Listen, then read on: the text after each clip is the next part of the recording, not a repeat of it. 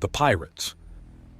Mito had been an absolute wealth of information, but it was only so long until Kareem grew tired and Mito had a job to get to.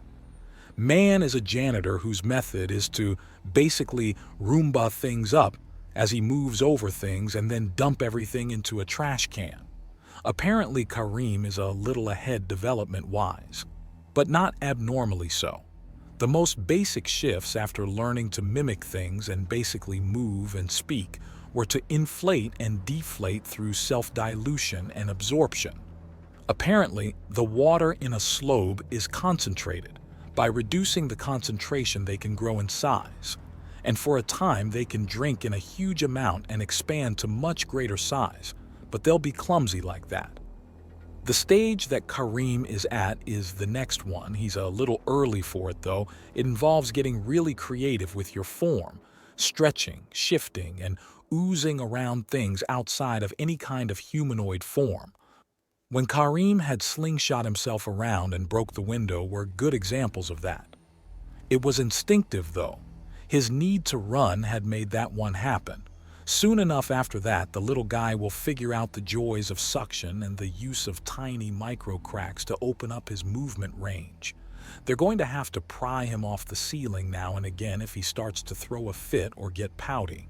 After that will come the final normal stage of development, where he'll learn to basically digest anything organic.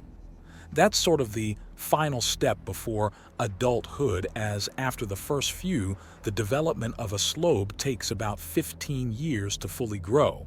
Kareem will be spending a lot of time getting used to all the different ways his body can morph and shift.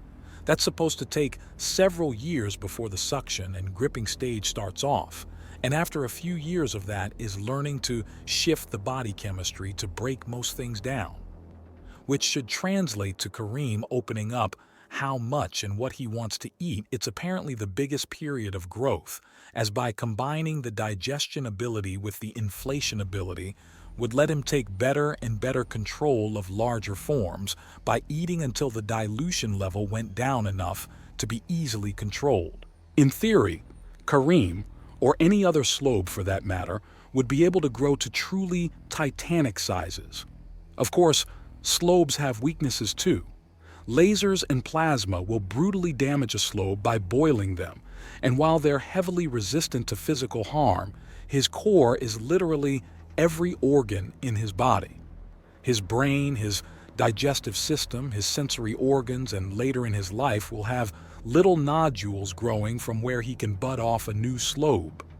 So it's his sexual organs as well, which means that if something causes harm to the core, it's a full body blow and a blow to the brain simultaneously.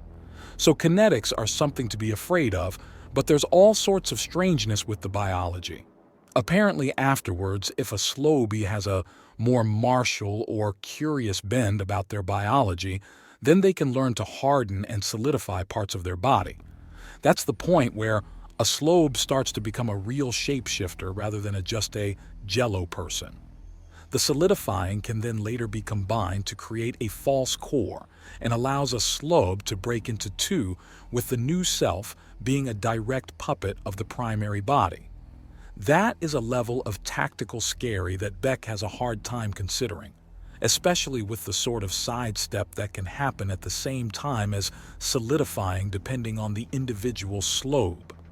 The personal preferences would let them alter their colorations, and coupled with the hardening and an extreme amount of control would let a slobe become a full-on shapeshifter.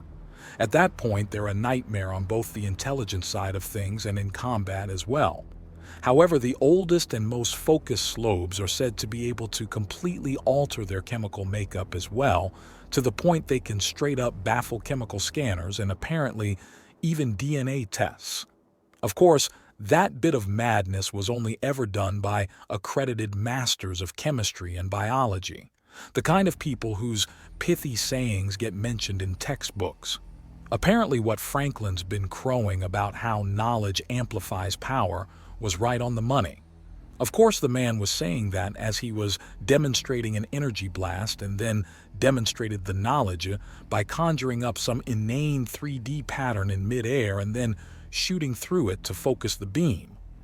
He left most conversations with that man feeling like he was walking out of a lecture and like he needed to give a nerd a swirly simultaneously. The man was an idiot with people even when he was obviously a genius elsewhere. As if conjured by just thinking about the lunatic, there's a warping crash in the nearby axiom, and Franklin emerges to find himself forehead to barrel with Beck's backup pistol. Beck reflexively flicks the safety on before Franklin can swat it to the side. "We have a problem," Franklin says. "No shit, Sherlock. I have fucking wizards teleporting onto my balcony in the middle of the goddamn night.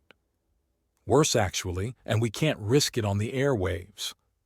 "This ought to be good," Beck replies, knowing it can't be trivial if people won't trust their communicators. "We've found a series of bugs being implanted onto our communication towers, both in system and on planet. We're prepping them all for simultaneous destruction. But something is up and someone is trying to pull a fast one, so we're prepping for a shitstorm while we get ready to pull the rug out from under these idiots." "Okay, so I'm assuming you want me to pass this around to my wives?" Beck asks the obvious question. He gets a nod even as Franklin digs out a card from in his coat.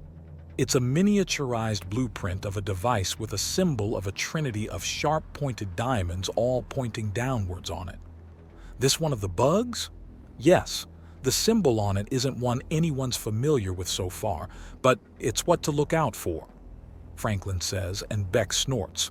"Of course you're not familiar. It's a medical warning," Beck says as he tabs up a bit of information on his archive.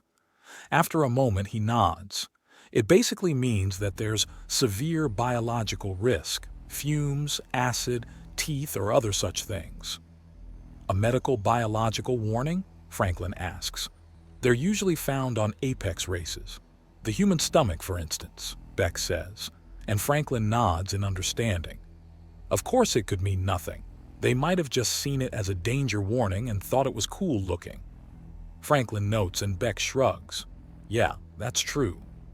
He notes and sees Franklin is giving him an expectant look. "You want to know more? Fine. There are two major variations. This is the rarer one. It means there's something in the biology that means that a surgeon should watch the hell out for their sakes as well as the patient's. The other is where all three diamonds meet in a center point between them. That means there's an axiom threat in the surgery, a hydro-negaseous heat being accidentally kicked off or an unconscious fossa screaming and bursting your eardrums, that sort of thing." "Interesting. There are not many races with the biosurgery risk, is there?" Franklin asks, and that gets Beck considering. "Is it a gang sign? A warning? Hey, our guys are all dangerous even to the doctors sort of deal?" "Only a small number and always with small portions of the anatomy being dangerous. We humans have the most warnings." "Second most?" Franklin asks. "Ledrus. Their nervous system is so complicated and robust that even when put under for surgery, you may have to dodge some reflexive swipes at you. If the lower body manages to get a good swipe on an unsuspecting doctor, a surgery may end up with a 200% mortality rate," Franklin notes. "Current record is a 500. The surgeons hit a nerve bundle and the lower body thrashed in response. Funny enough, the Lydrus survived and spent the next 10 years in numerous court cases proving she wasn't a murderer," Beck says, following one of the warning notations on the Lydrus data. "Funny nothing, that's appalling," Franklin says in a horrified tone. "I meant more as in strange, but yay. That symbol is a danger sign, normally used in medical journals and text to make sure you don't miss possible complications on dealing with beings with exotic biology. That's if it's not just something someone thought was cool or a galactic coincidence, like a Jewish priest and 4 armed bunny women sharing a phonetically similar name," Franklin says, and Beck closes his eyes to hold back a snort a bit. "Rab bis, rab, is," he reminds himself before chuckling. "So have your rabbi's bride spoken to you about trimming the tip yet?"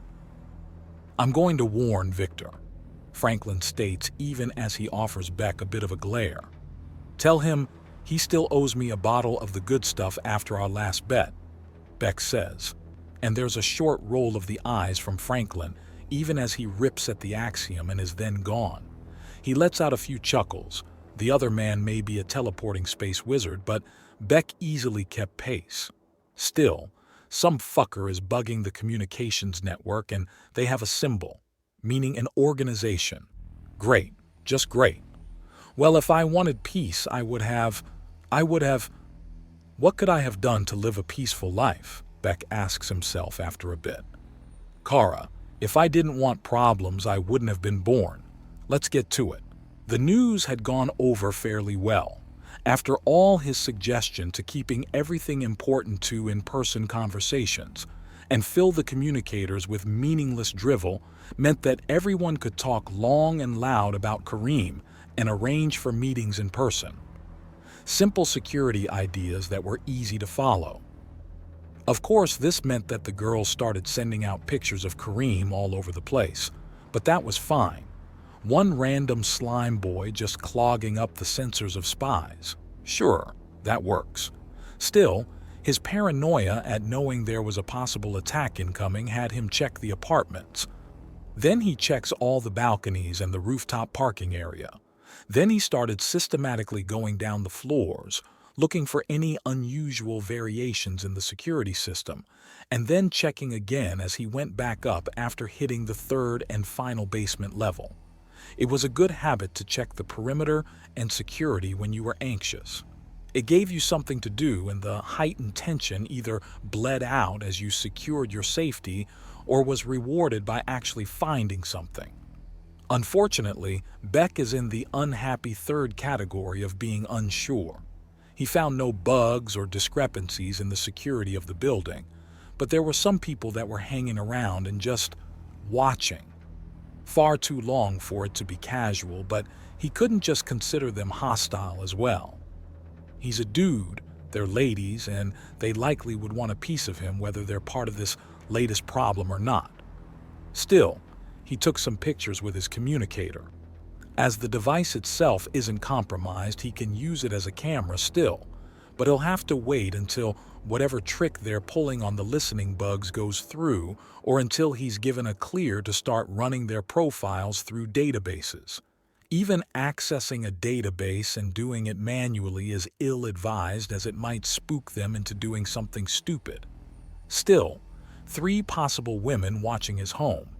Of course it could mean anything. He's not even the only man in the building, meaning they could be waiting on a boyfriend or any number of things. He has to wait and see, and he doesn't like that. He mentally goes into a wire-few headspace and half jumps, half flies up the stairwell of the building. It's faster than the elevator, and he can't help but smirk as he just casually glides off railing to railing. He wonders if Lee does the same around his own home. Probably. He arrives at the apartment and finds himself face to plasma cannon courtesy of Jesse. Love the enthusiasm. We're being potentially watched. I'm on guard and the girls are taking shifts around Kareem. Good. Building's clear, but there are some people hanging around outside. Not sure if they're friendly or not, Beck says, handing her his communicator, and she glances through the pictures. I'm fairly sure I've seen them before. I think we're clear, she says, and he nods. Good, and now we wait. Beck says, hating the words even as they come out. Waiting is the worst part always.